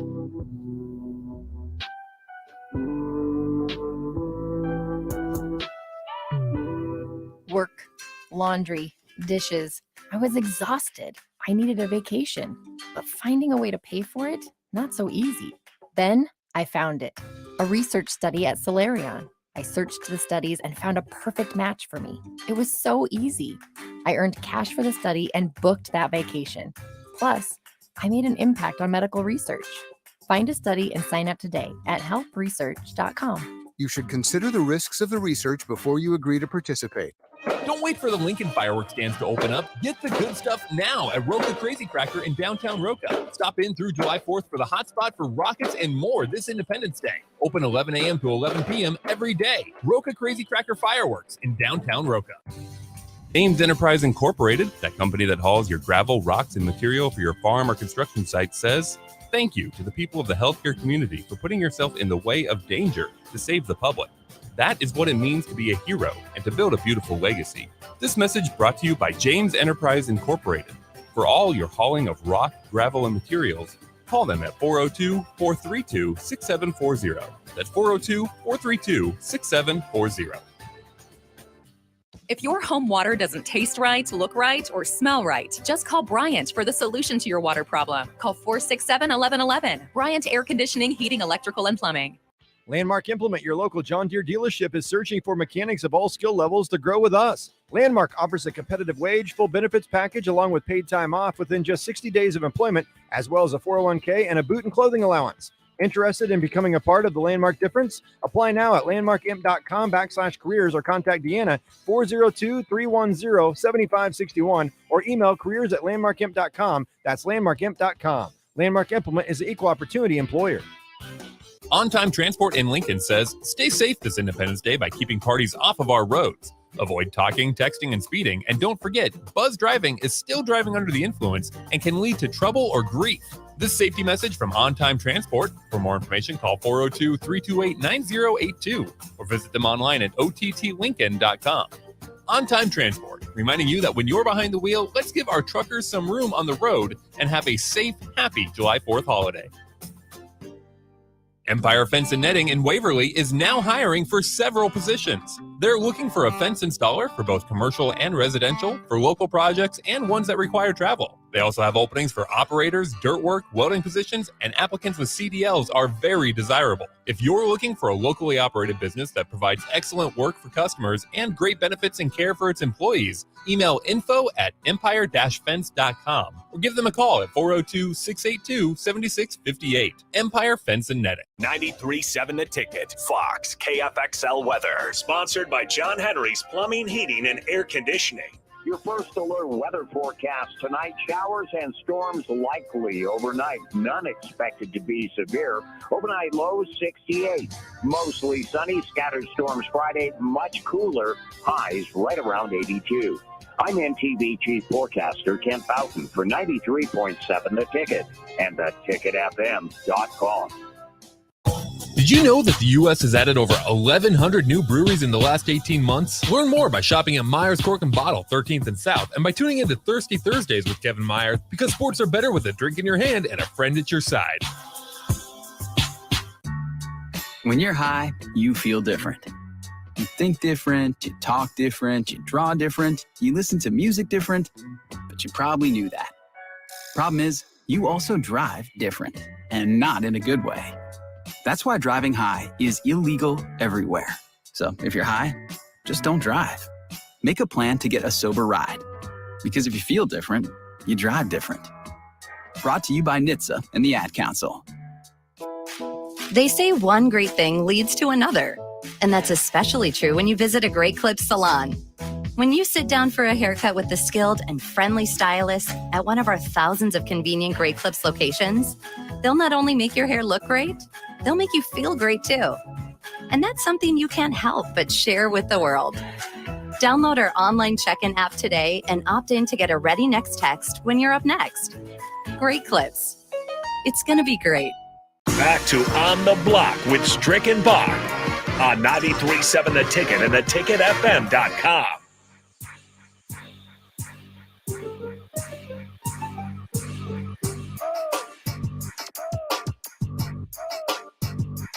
We are back here on the block on 93.7 The Ticket with a very hectic day as UCLA and USC look like they're set to join the Big Ten. In fact, the Big Ten, the presidents are sitting down and discussing it right now. It's expected to be a vote, so it could be official as soon as tonight. So who better to get in contact than with Sean Callahan of Husker Online. Sean, how are you doing today? I'm doing great, guys. Thank you. Yeah, thanks for joining us on, I'm sure, a busy day for you as well. I guess I guess what I've been asking almost everybody is what were kind of the immediate thoughts when you first saw of the news? I mean, I think when we saw Texas, Oklahoma a year ago, to think that the Big Ten and their core media partner Fox was just going to sit back and let ESPN, just win the war, so to speak. You knew that there was going to be something. You just didn't know how and when it would come together. And I think what surprised me the most is how quiet this stayed for a long time. And it tells you maybe out west, people aren't thinking about college football day and night like we are in Nebraska. But for this to literally, I mean, I can tell you last night, key Nebraska head coaches were told that this was going down. I think it kind of trickled down to leadership last night. Then some head coaches were told that in Nebraska. And then here we are today with the announcement probably officially coming tonight. Wow, yeah, that's it's crazy how quickly has turned around. What do you think it means for Nebraska? It's really hard, obviously, without knowing kind of if there's any other moves left out there on the table. But what is the addition of USC and UCLA mean for Nebraska in the Big Ten? Well, I think it just solidifies Nebraska's financial stake in this world for the athletics. I mean, can you imagine right now if Nebraska was still in the Big 12 and the panic you'd be having about the future of Nebraska and kind of where it was all heading? I think about this all the time. If not for Ndamukong Suh and Nebraska kind of rising up in that 2009 season, which kind of led to Nebraska going to the Big Ten. Nebraska looked very attractive, like they were a top 10 team that was playing for championships at that point. Would Nebraska have gotten the Big Ten invite if they didn't have that year? And just how significant that 2009 year was, where Nebraska, almost beat Texas and probably could have won or should have won the Big 12 championship, and how attractive they looked. And even in 2010, they looked very attractive when they were ranked inside the top 5. In fact, 2010 was the only time Nebraska has been ranked in the top 5 since 2001 Rose Bowl, since that season. So you think about the last 22 years, they've only been ranked in the top 5 for a grand total of 1 week, and that was in the 2010 season. So those years really helped Nebraska kind of bump into the Big Ten, and they looked very attractive, like they were on the rise as a top 10, top 5 team, and they haven't been, as we know, in recent years. So I think if you're Nebraska, man, we're in a really fortunate spot to be a part of this going forward, because we can continue to get the financial support and resources to compete at this highest level. And obviously, the other day we saw the ACC go to a 3-5-5 format that doesn't make too much sense for 16 teams in these conferences, the super conferences that we're seeing. What do you think scheduling looks like with conferences with 16 teams or more into the future? That's a great question. I think Fox is going to have a big say in that, and the media partners. But I've heard of just some grumblings of things thrown out there where you could have, honestly, with a league this big, have like a flex weekend on the final weekend where it's like semifinal games where the top 4 teams play, and then the winners go to the Big Ten championship. Because when you have that many teams, it's really hard to say these are the top 2 teams. So I think all bets are off, but I could easily see like a Big Ten Final Four weekend or something like that where it's flexed. I mean, everybody else would still play, but you'd have almost like a semifinal weekend or something. Just something creative that will just make more money. I mean, you're just going to print off money on something like that. And then the 2 winners would go into the conference championship game, because I just don't know how you could, without everybody really playing everybody, it'd be really hard to say these are the 2 best teams without having divisions and other things that you would need to kind of, other than the eyeball test and the rankings. So all bets are off, but I could see them getting very creative with other ways to make revenue and create like attractive matchups late in the season.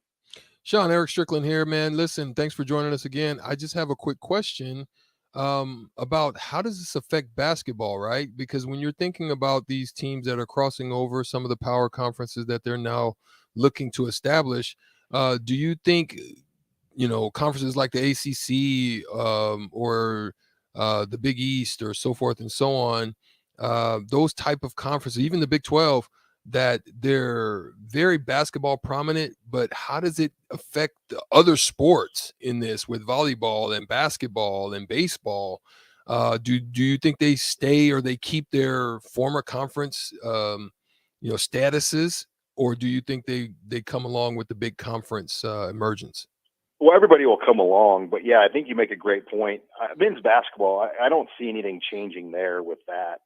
But yeah, that conference tournament, if you're in those bunny bracket games, you're going to have to win like 6 games to make the championship. Mm-hmm. It can be pretty intense how they decide those things going forward. But you wonder about like the non-revenue sports. And volleyball and women's basketball, I don't put in that category. But like baseball and soccer and other sports, are we moving now to a regionalized model anyway? Does it make sense for Rutgers to play USC in baseball? I don't think anybody's going to say it does. Mm-hmm. Does it make sense for Nebraska to be playing Penn State in baseball when they can play Kansas and Kansas State and other teams? So down the road, you just wonder, will we move into more of a regionalized model for those types of sports that aren't making revenue instead of spending hundreds of thousands and millions of dollars to play conference games? I mean, that's what we don't really know. But yeah, as of now, you have to assume everything would just be everybody's a part of the Big Ten. And we don't know what's going to happen. I mean, there's going to probably be more dominoes that move to come. I don't know if they're done at 16. I think 20 could be realistic. And then, like I said, that scenario of maybe creating like a championship Final Four flex weekend with 2 teams moving into the championship or something creative for football. I mean, the amount of money we're talking about, guys, here is well over $100 million per school every year. Wow. Yeah, it's amazing. Do you see this? Obviously it's kind of a Big Ten SEC arms race right now. Do you see it as inevitable that it's leading to 2 major conferences, super conferences, or do you think that some of these other, do you think there's a chance that you can have a Pac-12 Big 10 or Big 12 merger, or the ACC can add a few teams and try to keep up, or do you think we're just headed toward like a NFL type of AFC NFC type of thing? It's hard to say. I mean, where it's all going to go, but I think both the SEC and the Big Ten are going to be awfully selective. But the thing about the ACC, if you're like looking at those schools like North Carolina or Miami or Clemson or Florida State, they have a grant of rights deal that runs through 2036. So for those schools to leave the ACC, it's extremely costly. So they're kind of stuck, at least right now. Notre Dame's other sports are in that league. I don't know what the grant of rights reads for them. But so what will happen with some of those teams? And, if you're not a part of the scheduling models of these 2 super conferences now, you're just going to kind of be left in the dust financially, because you're just not going to be playing in these games on the television windows and the stages that the SEC and the Big Ten are going to control. I mean, these 2 leagues now are going to really control probably over 90% of the prime television windows in college football. Notre Dame will still have theirs, and there'll still be some ACC matchups that will be big. But these 2 leagues are going to dominate the 3-letter network windows that make all the money, and that's what everybody wants a piece of right now. Sean Callahan of Husker Online joining us. You can hear the Husker Online podcast show on our station every Saturday morning. I also wanted to ask you, obviously it's much has been made about Nebraska when they left the Big 12. It was that you left the Texas pipeline. Being the westernmost school in the Big 10, do you think that there's a chance the California pipeline gets going again if they are obviously routinely going out to play in LA? Well, they'll always recruit California. I mean, you just got to find players that fit, and you've got to develop relationships with players. Now, with that said, we haven't really seen them push too hard in California, at least this year. They've actually had their best run of success down in Texas that we've seen in a long time. Georgia continues to be great. But, yeah, I think you can always try to find a guy or 2 from California.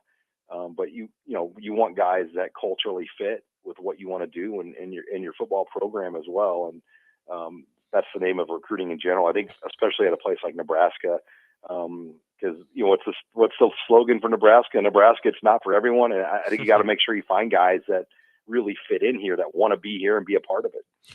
Sean, one last question, maybe not. I mean, we love the quickness of your answers to our questions, but Sean Puffy Combs or P. Diddy or Diddy Love or whatever his name is these days is throwing out something in his last BET awards that he's going to be giving $1 million to Deion Sanders down there at Jackson State.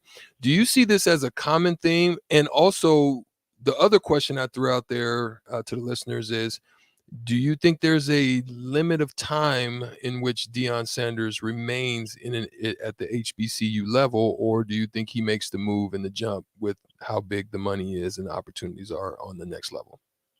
Well, he's got to find the right opportunity, and I think everyone is kind of zoned in on Florida State. If things don't work there with Mike Norvell, and I think Mike Norvell's a good coach, but they still haven't really taken off, kind of like Coach Frost in Nebraska. I think Florida State's in a similar position.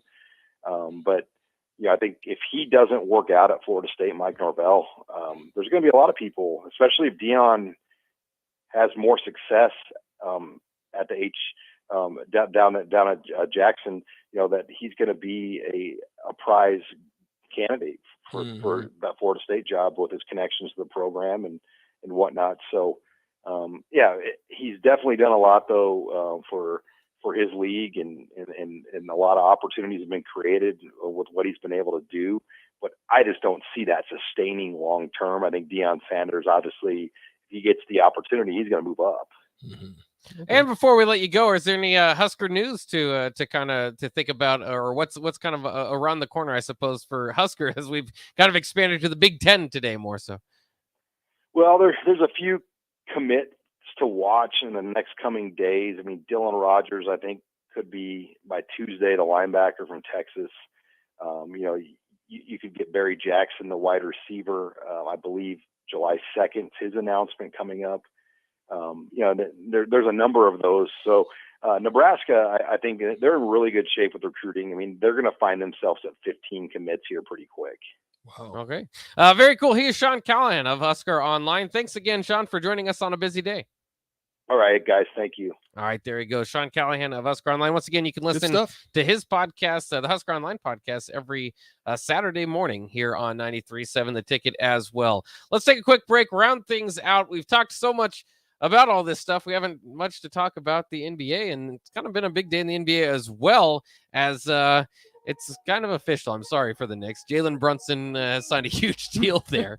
Also, Kevin Durant has requested a trade. As soon as Kyrie says he's in, KD says he's out. Yeah, so we'll talk about that coming up next year. Wrapping things up on the block on 93.7 The Ticket.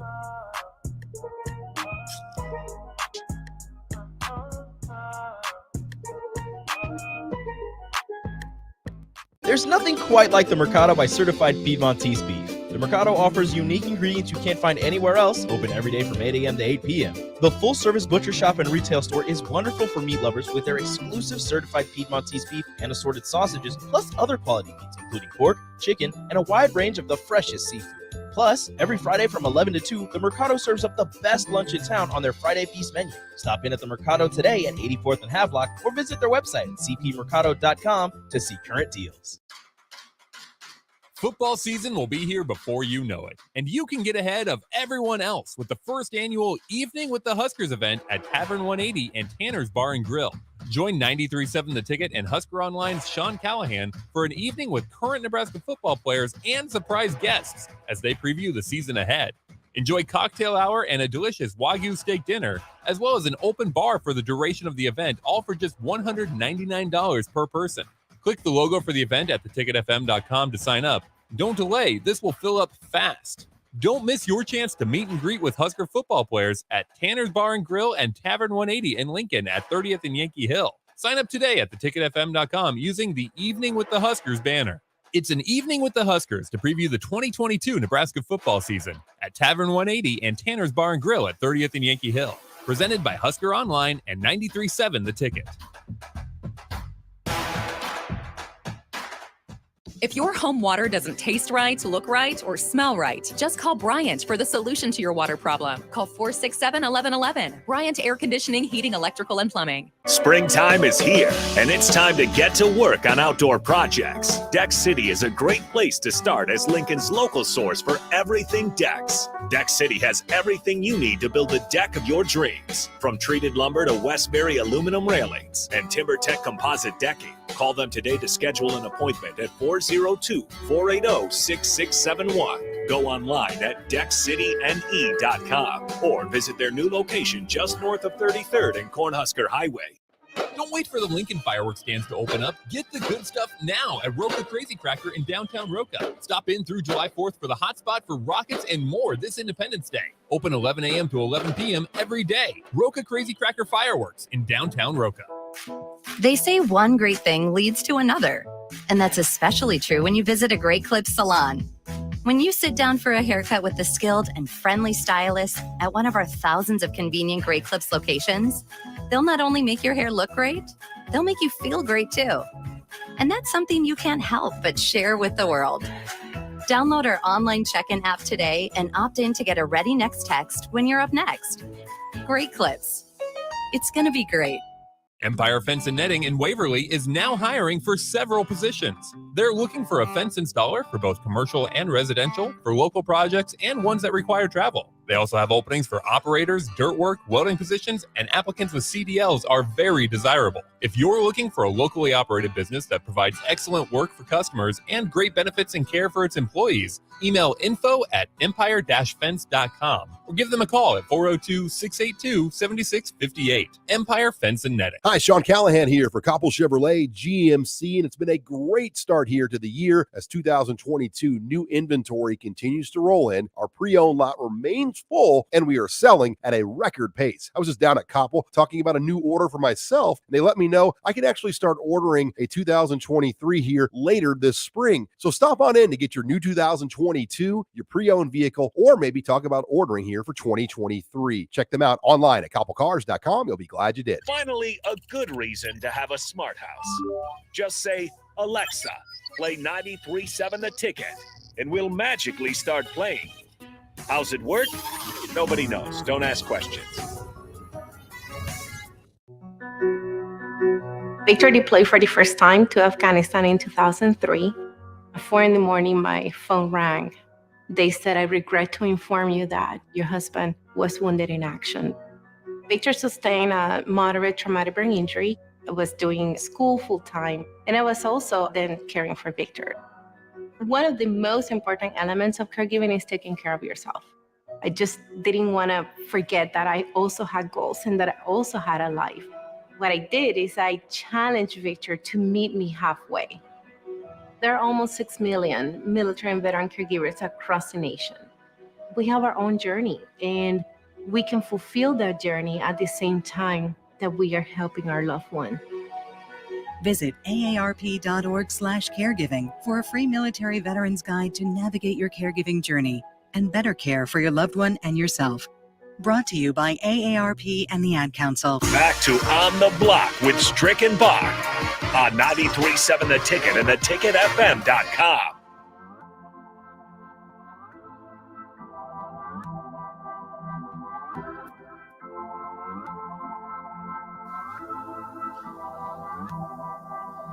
It's going up on a Thursday today. Starts with a Thursday. Tito. Yeah, it still works for us. As we wrap things up here on the block, of course, it's been a hectic day of a lot of speculation and just trying to make sense of what is happening in the world today of college football, where USC and UCLA reportedly set to join the Big Ten. The Big Ten leaders are gathering together tonight to vote on it. I'm seeing that it could happen as soon as tomorrow, be official. The Big 12, for what it's worth, reportedly going after what is left of the Pac-12 to try to make sure they're the conference that eats up the other teams instead of being the conference that gets eaten up. So it's just fascinating. The super conference world of college football is around the corner. Is it going to be 2 super conferences? Is it going to be more than that? 2 in a possible in a spades hand? Yeah, I mean, because clearly, whatever they do, even if you mesh the ACC and the Big 10 or Big 12 and Pac-12 together with what's left of those conferences, it's not going to compete with the other two. So we'll kind of see how it works out. At one time, there's been an idea of 4 super conferences. Maybe that still happens, but then again, there's tiers to these conferences. I still think there's a possibility for an emergence of a third tier, maybe a 4, just kind of a little hint of something on the 4th tier. I think the 3rd tier has a possibility of it competing, but the problem with that is, long as it remains the wild, wild west of the NIL, and the transfer portal is mad crazy, then that throws wrinkles in it. I think a 3rd tier, hint of a 4th tier can emerge if you're able to kind of hone in the reins of that NIL situation, right? Because otherwise your Pittsburghs are going to suffer, your Utahs are going to suffer, your Stanfords are going to suffer, because there's other elements to that, right? Your Wake Forests, they're going to suffer. Teams, all those teams are going to suffer. Arizona's and Arizona State, so forth and so on. So I think those teams can kind of still put something together in a congruent manner and still be competitive, but I just don't know if they will emerge as a top tier when you're looking at the NIL situation. Well, and then when you're thinking down the line about playoffs and playoff expansion, all of a sudden, like, if you do have the Big Ten, I mean, if you have like 2 to 3 lost teams from the Big Ten and the SEC, they probably deserve to go in over 1 lost teams from whatever that other conference, that 3rd conference that would take over. So it's just fascinating to see how this goes. College football, as we know it, going to look completely different, and it's almost confirmed now here in the next. But they're going to try it. So they're going to try it, and what will end up happening is those 3rd and 4th tiers will get in and get blasted. And so that's when I think the conversation of expansion will happen, right? So they'll probably go to more, an expanded, maybe a couple more teams, or maybe 8, but maybe a couple more get in. Probably got to do 8, but then you have an expansion, and then you basically are showing why these conference teams get in. So you'll get more of those conference teams. You'll have a few of the fringe teams get in, get blasted, get ousted, and then it's going to be power conference football. I think that's what's probably going to happen, or how it would view. I could be wrong, but and it looks like there's going to be quite a possibility that a few of the power conference teams that as we know it, might be left out of the movement forward in college football, which is going to be somewhat sad, but we'll kind of see how it happens. And at least if you're a Nebraska fan, it's not going to be them. So that's good, because if Clemson doesn't make a move sooner or later and, get on the dance floor. Yeah. I mean, if they're sitting there on the side thinking, the honey's going to walk up on them and pull them to the dance, you better get on the dance floor and find something. That's what USC and UCLA did. They contacted the Big Ten. They didn't wait till the Big Ten makes the move. So very interesting stuff. I've said it for years that I think that it is headed toward 2 super conferences, and that the big fish out there, I suppose, were still Notre Dame and USC. One of them is off the board. We'll see what happens with Notre Dame. Clemson has risen to that kind of profile. Oregon, Washington, you can include in that. Miami, Florida State from that conference. Maybe Oklahoma State. Maybe even TCU. I think TCU's on their way out, unfortunately. So it's just fascinating to see what happens. We'll stay tuned. NBA free agency also opened up today, so a lot of moves being made. The biggest news is that Kevin Durant wants out of Brooklyn. It's the day after Kyrie Irving opts in, Kevin Durant wants out. But to keep it even more confusing, they wouldn't mind playing with each other. They like the group, but they don't want to play together in Brooklyn. So for what it's worth, like I said before, Brooklyn in a year ago or whatever it was, had Kyrie Irving, Kevin Durant, and James Harden, and are going to be left at the end of it with Ben Simmons. With an empty house. Basically, they unloaded the whole house. Everybody, the party was jumping initially, and then the cops raided the party, and it's over with. I think it's over for Brooklyn. Unfortunately, the New York market, which is one of the most sought after markets at some point in time in my career and thereafter, is shifted over from New York to Brooklyn, and now I think it's going to be a empty house, an empty nest, because I just don't see who's going to be able to change that narrative. It's definitely not going to be Jalen Brunson. Well, yeah, that's the other thing. The Knicks aren't going to take that spot because Jalen Brunson is apparently their big answer. He signed a 4-year, $110 million contract today now with the Knicks. Rick Brunson, holla at your boy with that money. That's a good deal, but it just doesn't seem to be franchise changing. Yeah. Bradley Beal, for what it's worth, is back with the Wizards for $251 million for 5 years. And so that's another one. Bobby Portis agrees to a 4-year, $49 million to stay with the Bucks, and Lou Dort of Oklahoma City staying there with 5 years, $87.5 million. So a lot of guys staying put, just getting big contracts. But the Kevin Durant one's interesting because he's got the teams that he prefers to go to, being the Suns, the Heat, and the 76ers as of late. Maybe could be added to that group as well. Among that group, where do you think Kevin Durant, where do you think he lands? Stop me, bro. That's just hard to tough, say. yeah. I think, again, when you're looking at it, I'm looking that I see the best fit for his style and game, Miami.